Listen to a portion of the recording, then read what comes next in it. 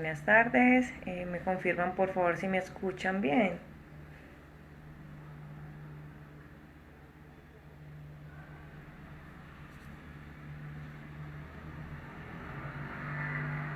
Vamos a esperar un poco, esperando más conexión de nuestros usuarios para poder arrancar en esta tarde. Me presento de nuevo, soy Susan Vélez, nutricionista de SmartFit, y en la tarde de hoy vamos a brindar este espacio para solucionar dudas. Entonces, las inquietudes que tengan sobre la alimentación y la actividad física las pueden ir escribiendo en el chat y las vamos a desarrollar en estos minutos.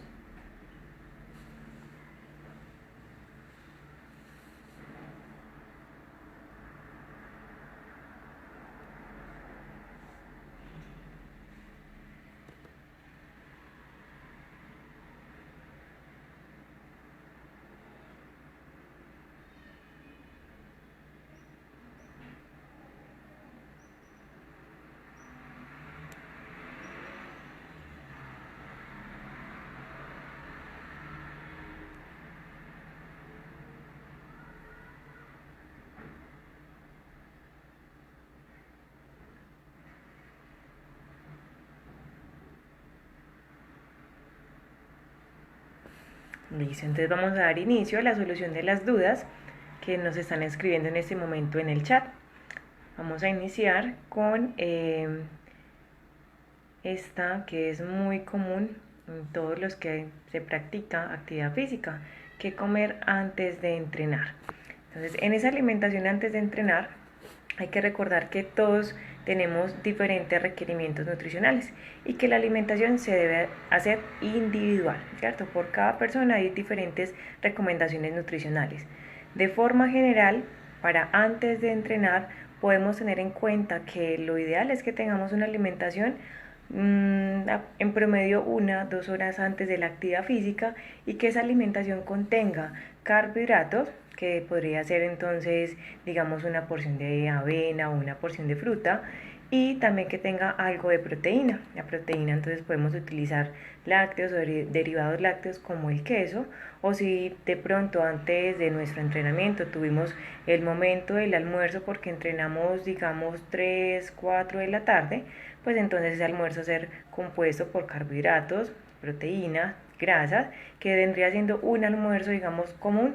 Podemos utilizar desde papa cocida, la porción de proteína y una porción de grasa saludable, como por ejemplo una cucharada de aceite de oliva, o podemos utilizar algo de aguacate para la ensalada, ¿cierto? Entonces depende de ese momento del entrenamiento, si lo vamos a hacer en las mañanas, si lo vamos a hacer en las tardes, si lo vamos a hacer antes o después de nuestras comidas principales.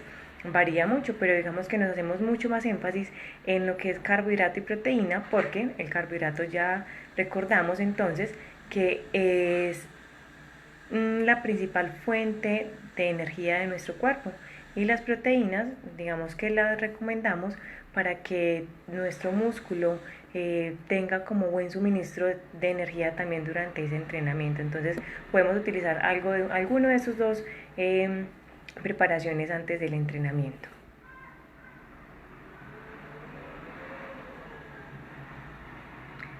Tenemos dudas acerca de la alimentación para la pérdida de peso. En pérdida de peso juegan bastantes factores. Uno de ellos, digamos que ya sabemos que es el entrenamiento, y que también es la alimentación. Entonces, en la alimentación para reducción tratamos de que sea muy controlada en calorías. En calorías, ¿qué quiere decir eso? Que nuestro cuerpo consuma menos alimentos de los que en realidad necesitamos. Entonces es un déficit calórico. Y lo otro es que ese entrenamiento vaya también acorde a la reducción de peso. No hay algún alimento específico que nos sirva para la pérdida de peso. No podemos decir que solo se puede consumir proteínas y vegetales. En una alimentación para pérdida de peso se debe consumir de todos los grupos de nutrientes: carbohidratos, grasas, proteínas, muy importantes para que el cuerpo también en ese periodo de restricción calórica tenga un buen aporte de nutrientes.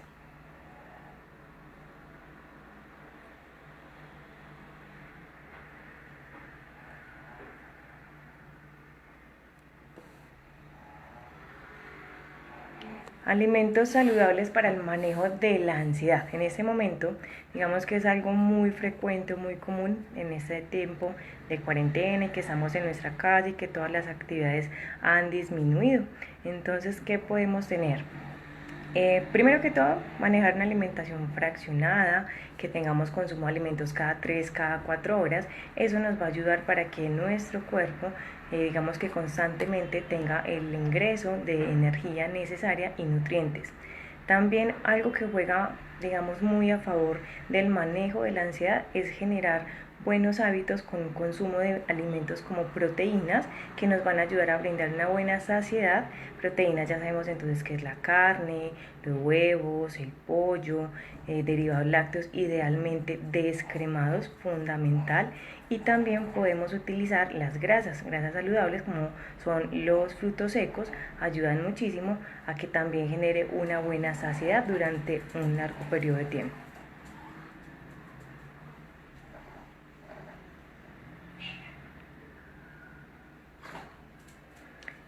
Bueno, otro tip muy importante en el manejo de la ansiedad es la hidratación. La hidratación es muy importante porque nuestro cuerpo en algunos momentos, cuando no tiene una buena hidratación, envía señales a nuestro organismo para que le demos consumo de alimentos y digamos porque eso sucede es debido a que los alimentos tienen en su estructura también cantidades de agua en determinadas cantidades, ¿cierto? Entonces cuando tenemos esa parte de la ansiedad y tenemos un buen manejo de la hidratación, nos vamos a dar cuenta que esta va a tender a disminuir. Entonces una buena hidratación, lo ideal, como lo hemos dicho en otros momentos, es que se tenga un consumo de 1.8 a 2 litros de agua al día, que eso nos va a ayudar a que todas las funciones que utilizan agua en nuestro cuerpo se vean bien, digamos, realizadas por la hidratación adecuada.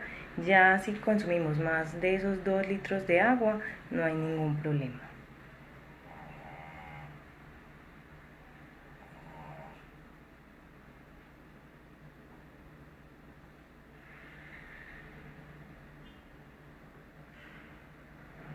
Vemos por acá también muchas inquietudes acerca de qué se debe cenar o qué debe ser la última comida del día.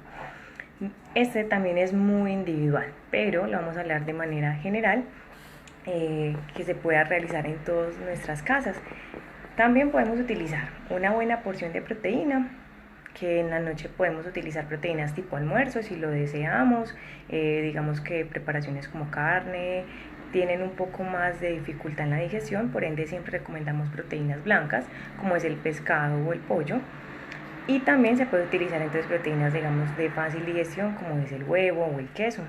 En la noche podemos utilizar carbohidratos eh, que no sean de difícil digestión. O sea, en la noche recomendamos alimentos más livianos para poder tener un buen sueño.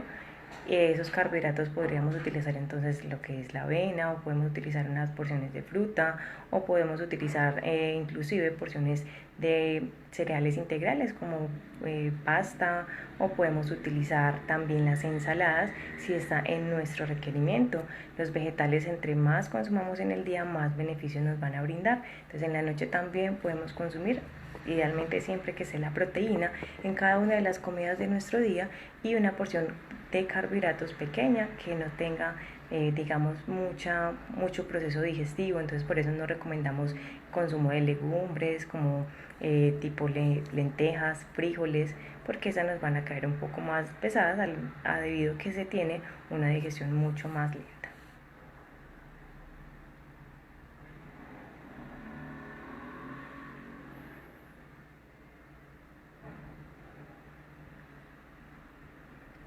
Bueno, por acá preguntan cómo hacer el ayuno intermitente y la dieta cetogénica. Estos son, digamos, dos estrategias nutricionales que se han estado implementando mucho ahora, pero han existido durante mucho tiempo.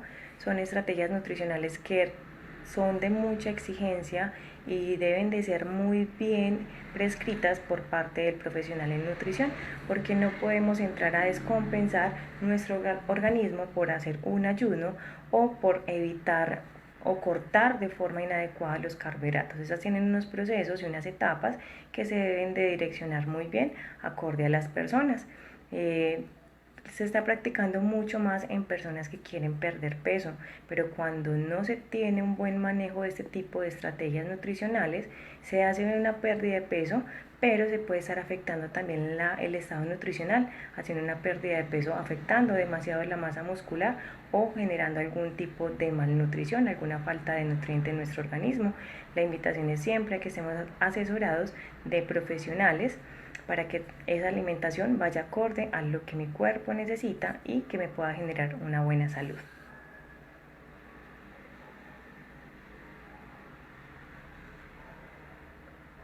Miramos por acá más. Bueno, en requerimiento de proteína, en lives anteriores con la otra compañera nutricionista hemos hablado de que en promedio se puede manejar 1.4 gramos por kilogramo de peso de proteína al día. También ese requerimiento de proteína varía demasiado dependiendo de nuestras actividades, de nuestro día a día, del entrenamiento, del volumen del entrenamiento que practiquemos y también de nuestra salud. Hay personas que tienden a, digamos, que tienen alguna patología y que por esa patología tienen alguna restricción o alguna recomendación para ese manejo de proteína al día. Entonces es importante que se tenga un conocimiento previo de cómo está nuestro estado de salud para también hacer un buen aporte de esa proteína en nuestro organismo sin ir a afectar nuestra salud.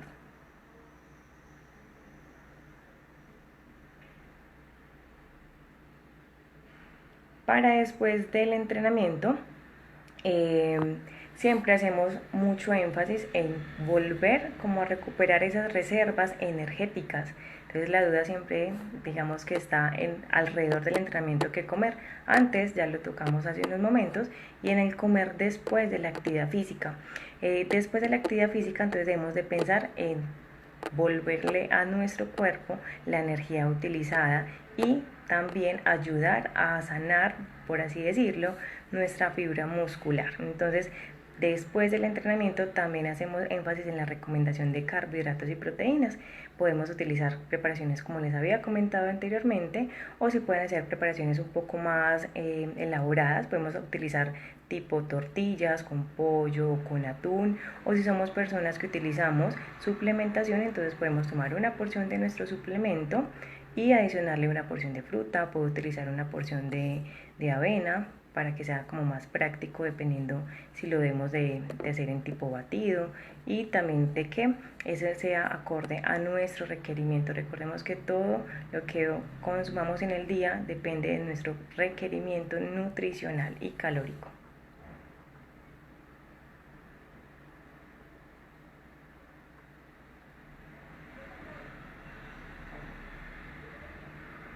Bueno, la pregunta de cómo quemar grasa abdominal. Esta parte de la reducción del tejido graso, debemos de conocer que nuestro cuerpo no tiene la posibilidad de hacer una reducción en algunos sectores nada más. Cuando hacemos una alimentación y un entrenamiento para reducir el tejido graso, esa va a tender a reducir la grasa en general de nuestro cuerpo. No podemos decir que solamente bajemos en la parte abdominal y que no se vaya a bajar la grasa de otro lugar de nuestro cuerpo. Ahí debemos de ser conscientes que esa alimentación, al ser baja en calorías, va a generar una pérdida de peso y de grasa, pero que no podemos asegurar que toda se vaya a perder desde la parte abdominal. Esa grasa abdominal también debemos de ser conscientes de que duró mucho tiempo ahí alojada y que no es la más fácil de bajar, ¿cierto? Es la que toma un poco más de tiempo porque requiere de muchos factores. Está la parte alimentaria, está el entrenamiento, entra también la generación de hormonas por estrés, el sueño afecta también esa parte de tejido graso. Entonces son muchos factores los que hacen la acumulación de nuestro tejido graso. Por eso siempre decimos que no solamente nos debemos de fijar en alimentación y entrenamiento, sino en otros factores y otros hábitos y conductas de vida saludable que lo van a beneficiar.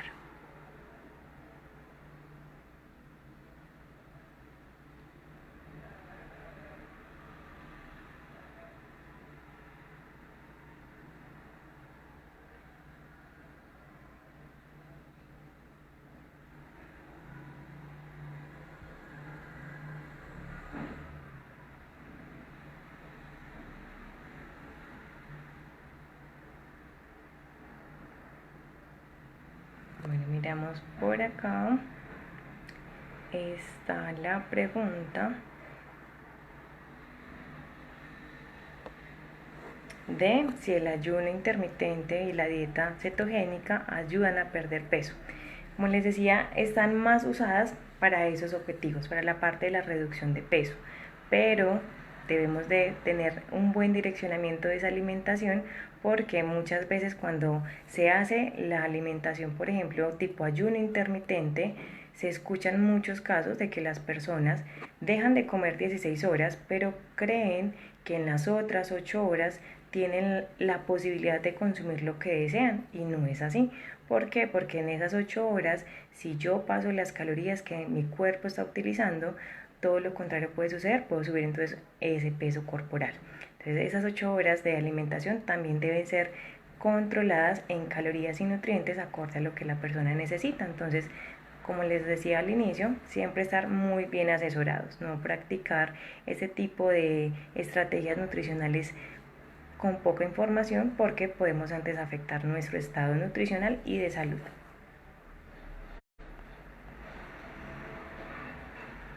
Vemos la pregunta de las personas que quieren bajar de peso, ¿qué suplementos pueden consumir?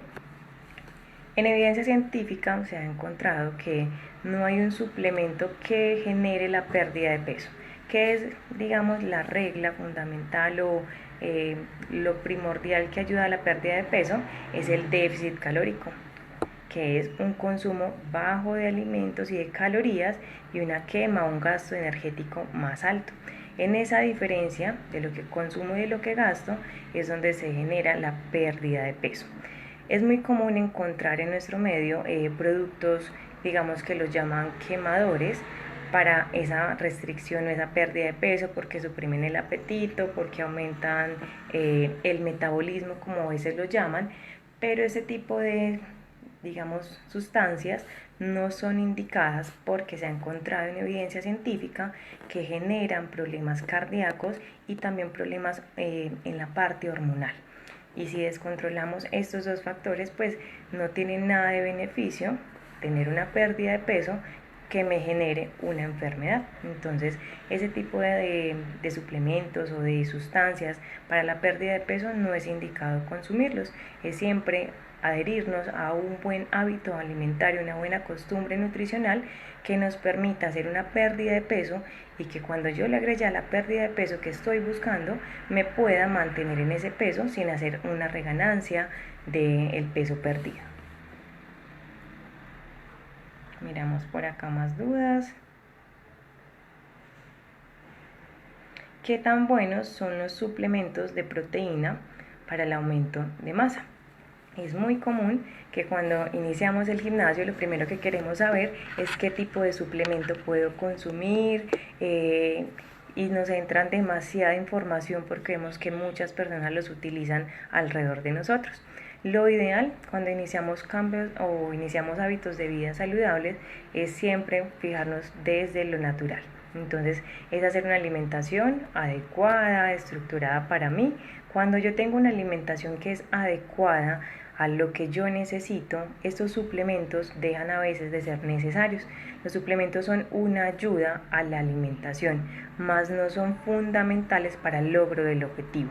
Entonces ahí es bien importante la asesoría nutricional, porque algunos momentos compramos este tipo de suplementos y los consumimos, pero en realidad no surgen o no hacen el efecto que debería de hacer, porque no tenemos una buena alimentación. Entonces, por más suplementos que compremos, si mi alimentación no es adecuada y mi entrenamiento no es adecuado al objetivo que estoy buscando, ese logro no se va a realizar.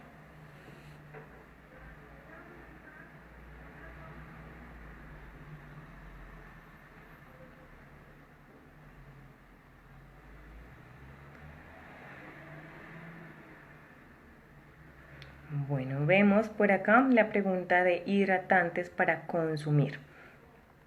Las bebidas hidratantes tienen electrolitos y también tienden a tener calorías por su estructura o su composición. Entonces debemos de ser muy conscientes si yo llego a necesitarlos. ¿Cuándo necesitamos bebidas hidratantes? Cuando sobrepasamos los 90 minutos de actividad física en una intensidad alta. ¿Por qué? Porque nuestro cuerpo ya tiene una tasa de sudoración bastante elevada y también hemos hecho pérdida de carbohidratos que por ende vamos a tener que reponer. Entonces estas bebidas hidratantes nos van a ayudar con eso.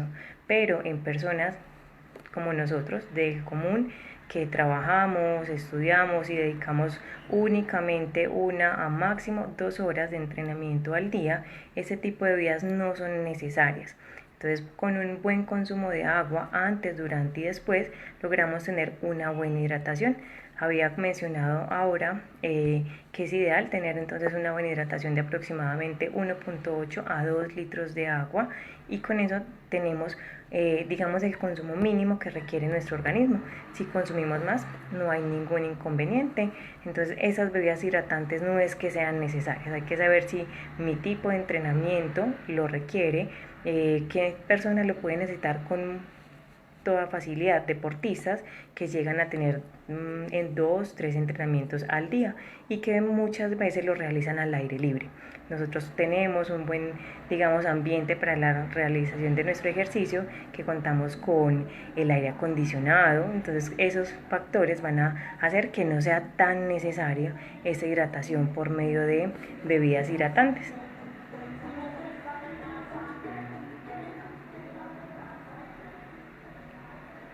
Miramos por acá la última pregunta de la tarde de hoy. Bueno, pregunta muy común es cuántas calorías se debe consumir. Esto es, como les hago siempre énfasis, es algo individual. Las cantidades de calorías que cada cuerpo requiere depende del peso, de la edad y también juega nuestra composición corporal. Cuando conocemos cómo está mi componente de grasa y de masa muscular, es más acorde realizar ese conteo calórico. Entonces no es fácil decir que todos debemos de consumir determinada cantidad de calorías, porque depende de esas características individuales, y también al ser personas físicamente activas va a depender de nuestro volumen de entrenamiento y del objetivo que estemos buscando. No es lo mismo unas calorías para una persona que desea ganar de peso a las calorías para una persona que desea hacer una reducción de peso corporal. Entonces es algo individual, no podemos generalizar cantidad de calorías para consumir al día.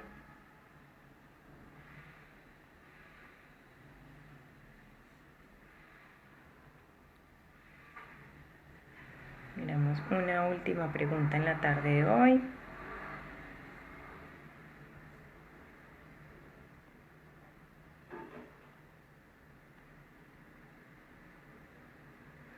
Por acá vemos el té verde. Dudas acerca del té verde, si sirve para bajar de peso, ¿cierto? Es muy común que vemos ahora el té verde, el té negro y muchas mezclas de té que le brindan beneficios para la pérdida de peso. Vuelve y juega lo que les había dicho al inicio, la pérdida de peso se logra es con una restricción de calorías. El té verde, ¿qué hace? El té verde tiene otras bondades, pero algunas veces tiende a afectar mucho nuestra flora intestinal y eso genera la parte de distensión abdominal. Entonces, cuando afectamos nuestra flora y tenemos entonces, digamos, más deposiciones al día, antes vamos a afectar la absorción de nutrientes en nuestro intestino al afectar la flora intestinal. Al hacer más deposiciones al día no quiere decir que esté perdiendo peso, o muchas veces consumen el té verde porque genera estas molestias gástricas intestinales y al consumir alimentos inmediatamente se debe ir al baño, pero eso no es lo ideal. Lo ideal es que nuestro cuerpo pueda absorber los nutrientes de los alimentos que consumamos. Entonces el té verde a veces es mal utilizado. Tenemos que ser muy conscientes de que un consumo de té verde moderado nos brinda diferentes beneficios a nuestra salud, pero cuando ya excedemos ese consumo, esa es una de las características, los síntomas que generan a nivel intestinal. Entonces no debemos de abusar tampoco de él, porque ya vemos que afecta la absorción de nuestros nutrientes en cuerpo, y si hacemos una pérdida de peso pero quedamos con una malnutrición, con un déficit nutricional, no es lo ideal.